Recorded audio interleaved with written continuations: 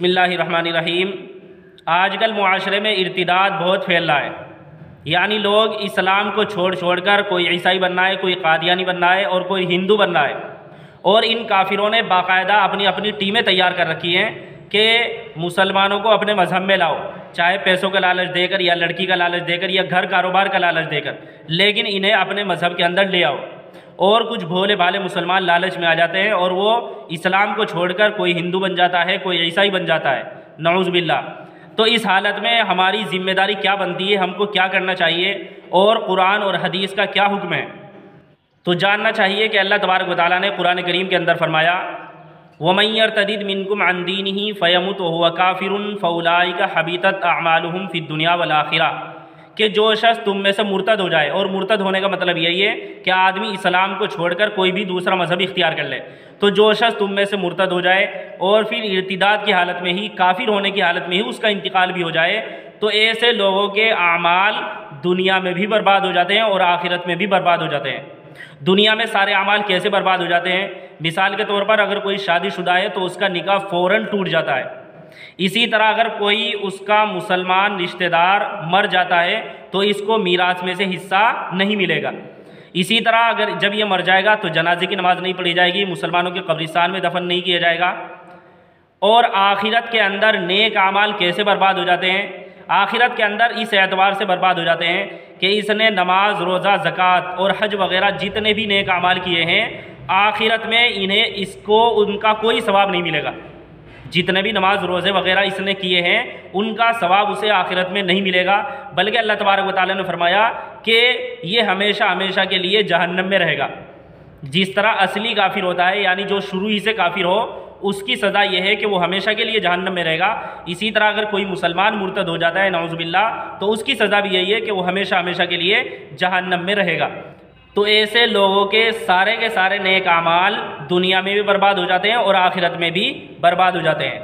اب رہی یہ بات کہ ہم کو کیا کرنا چاہیے، یعنی اگر کوئی مسلمان نعوذ باللہ مرتد ہو جاتا ہے تو ہماری کیا ذمہ داری بنتی ہے، ہم کو کیا کرنا چاہیے؟ تو اگر اسلامی کنٹری ہے تو مسئلہ صاف ہے کہ اگر مرد مرتد ہوا ہے تو اس کو قتل کر دیا جائے گا، اور اگر عورت مرتد ہوئی ہے تو اس کو ہمیشہ کے لیے قید کر دیا جائے گا۔ لیکن یہ اسلامی کنٹری کا مسئلہ ہے، ہندوستان اسلامی ملک نہیں ہے، اسلامی کنٹری نہیں ہے، تو یہاں کم سے کم ہمیں یہ تو کرنا چاہیے کہ جو شخص مرتد ہو جائے ہمیں اس سے بائیکاٹ کر دینا چاہیے، ہمیں اس سے بائیکاٹ کر دینا چاہیے۔ سب سے پہلے تو اسے سمجھانے بجھانے کی کوشش کرنی چاہیے، جس طرح بھی پیار محبت سے وہ دوبارہ اسلام قبول کر سکتا ہو پوری کوشش کرنی چاہیے۔ لیکن اگر کوئی حربہ کام نہ آئے تو پھر ایسی صورت میں ہمیں اس سے مکمل طور پر بائیکاٹ کر دینا چاہیے کہ اب ہمارا اور تمہارا کوئی تعلق نہیں ہے۔ دوسرا مسئلہ یہاں یہ سمجھنے کا ہے کہ اگر کوئی مسلمان نعوذ باللہ مرتد ہو گیا تھا پھر اس نے دوبارہ اسلام کو قبول کر لیا، تو ایسی صورت میں اس کے نماز روزوں کا کیا مسئلہ ہے؟ تو اس مسئلے کو ایک مثال سے سمجھنا چاہیے۔ مثال کے طور پر کوئی شخص مسلمان تھا اور پھر وہ مرتد ہو گیا اور 1 سال تک وہ مرتد ہی رہا، 1 سال کے بعد اس نے دوبارہ اسلام قبول کیا، تو اب مسئلہ یہ ہے کہ مسلمان ہونے کی حالت میں جو اس کے نماز، روزہ، زکوٰۃ وغیرہ چھوٹے ہوئے تھے تو دوبارہ اسلام لانے کے بعد وہ تو اس کو ادا کرنے ہوں گے، لیکن یہ 1 سال بیچ میں جو مرتد رہا ہے، اس 1 سال کے اندر جتنے نماز، روزے وغیرہ چھوٹے ہیں ان کی قضا نہیں کرنی پڑے گی۔ اب آخری مسئلہ یہ سمجھیں